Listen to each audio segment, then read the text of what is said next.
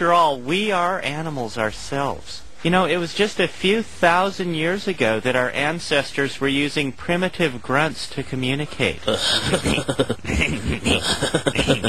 Evolution is accomplished over millions of years. What a bunch of dumbasses. Yeah, really. Even like Beavis and Butthead get it? Yeah, you tell them, Butthead, it's not like animals put their shirts on like this and go, I need TP for my bunghole! I mean, look at this idiot. He doesn't even know that they have water at the zoo. You know, and the evolutionists believe that he's our cousin. Strong you are with the Force, yes.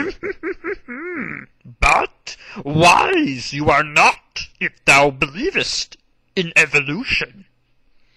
But you see, to evolutionists, evolutions, they're precious. And if you try to take it away from them, they'll be like, no, not my precious! My precious is lost! No! My mommy told me that I come from a monkey, but I don't believe her. Because if we came from monkeys, where'd the monkeys come from? Yeah, it's gonna be kinda difficult to top the introduction this time. Hi everyone, this is Venom Fang X, and welcome back to my series where I disprove the theory of evolution. This is part 4, and if you've not seen the first 3 parts, please check out 1, 2, and 3. You can click there on the screen and it'll take you right to it. I just wanted to make a few opening comments. I made a quick video with Cobain, who's a Christian who believes in evolution, and we made a collaborative video to explain to you guys that even though we may disagree on how God created the heavens and the earth, we do agree that God created the heavens and the earth. So the way that a creationist should relate to an evolutionist is with love. That's what we're all about here.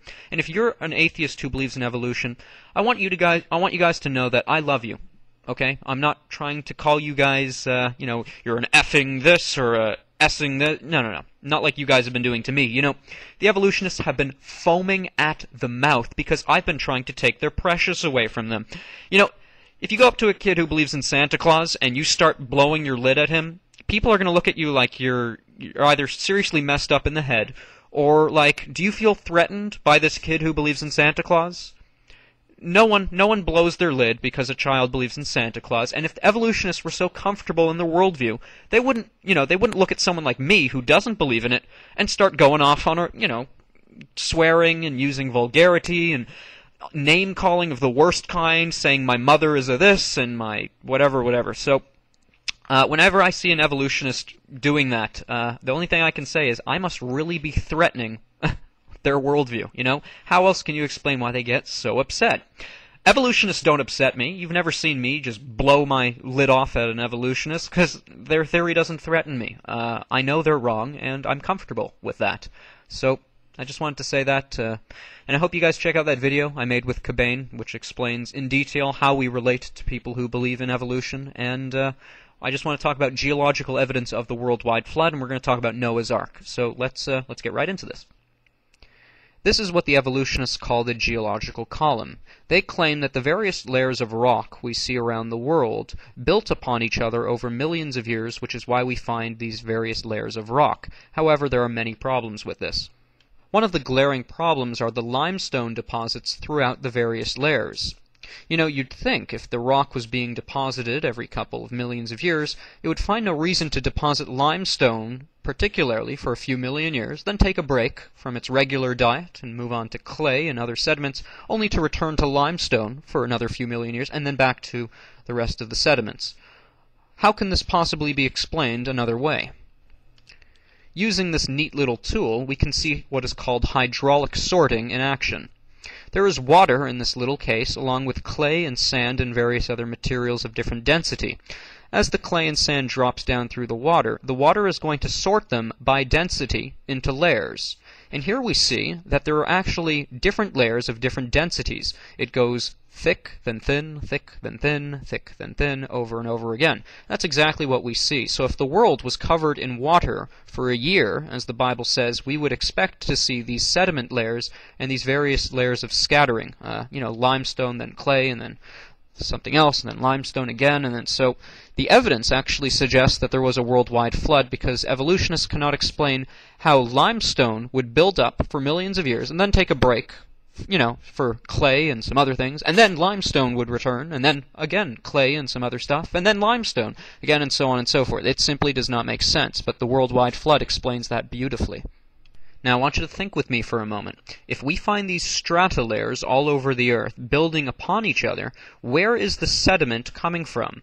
Because if you take it away from another place to put it somewhere else, that means you're losing in another place. Now, if this is coming from the oceans, then how is what is from the bottom of the oceans being built upon the highest mountains? It simply does not make sense. Is it coming from outer space? Well, if that's true, then why is it raining down limestone for 1,000,000 years and then changing its diet to clay and other sediments and then back to limestone and so on and so forth? It simply does not make sense. A worldwide flood and hydraulic sorting is the only explanation. I've got a quick random question for you. How long do you think a tree can stand? The oldest tree on the known planet is about 4,000 years old, which is what we would expect if there was a flood about 4,000 years ago. But besides that, we find petrified, fossilized trees sticking up through these so-called strata layers. So you only have a few explanations. Either you have to believe that these trees stood for millions of years as they were being buried, or that they grew through solid rock, or they were buried rapidly. You have no other choice, and the rapid burial is the only one that fits the evidence and logic. These trees are what are called polystrate fossils. Poly means many and straight means strata. They go through many layers of strata, and they are on every single continent on the planet. Now this is the Grand Canyon, which I believe is wonderful proof of the worldwide flood. Take a look at the strata layers that you see here, as well the flat lines between the various layers. There is no erosion between them. That proves that this happened all at once. The Bible says there was a year-long flood, so this canyon likely formed over a year-long process.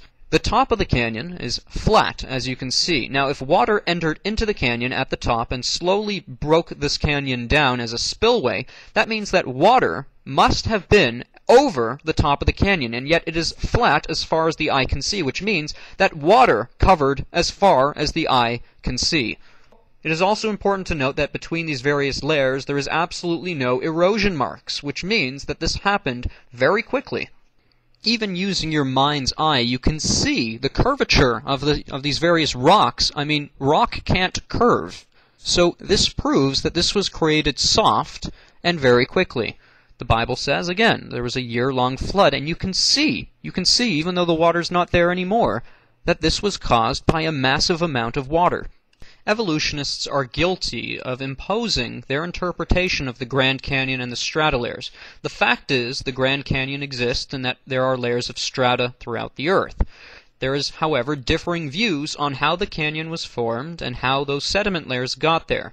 The creationist says that the Grand Canyon formed quickly, by a lot of water over a little bit of time, and that the layers are from the flood. The evolutionists say that the Grand Canyon formed slowly, with a little bit of water over a lot of time, and that the layers form slowly over millions of years. Now ask yourself, what does the evidence suggest? Now here's something to think about. The top of the canyon is higher than the bottom of the canyon. I know you know that, but this is why this is important. If the top of the canyon, is the earliest, meaning, the bottom is the oldest, and it's been piling up over and over for millions of years, then how is it that at the top of the canyon it stretches for hundreds of miles? Are you telling me that strata layers laid themselves down, limestone upon clay upon limestone upon clay, for millions of years, in spans of hundreds of miles? Do you really expect me to believe that? Where is this mud coming from? How is that even possible? It doesn't even make sense. Oh, and by the way, a really quick way to disprove the geological column, how about these fossilized human hands in Cretaceous rock? Did you ever wonder how they make up those ridiculous dates for, fossils and say this lived 1 billion years ago, whatever? Well, they say that the rocks are dated by index fossils, and then they say that index fossils are dated by the rocks. This is circular reasoning. Sometimes they find an animal in the fossil record and they say this went extinct 300 million years ago. And then we find it living today and they say, oh, it survived for millions of years. No, silly! The Earth isn't millions of years old.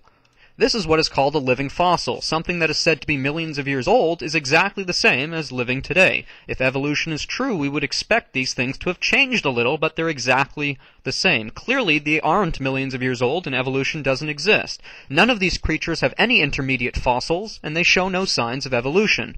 Are you beginning to get the picture? In the next video, we're going to talk about Noah's Ark. How big was the Ark, and how many animals did he have to take on it? Did he have to take billions of animals? No. Anyways, thanks for watching. God bless. Jesus Christ is Lord. If you want to get saved, click on that link right there. Otherwise, I will see you in part 5. God bless. Oh yeah, by the way, if you want to do a full study on the Grand Canyon and how it proves a worldwide flood, go to this website I am now displaying up on your screen. Also, you can visit my website, thewaythetruth.com, and click on the link that says Dinosaurs, Evolution, and the Truth of Creation for a long seminar on pretty much everything we've been discussing.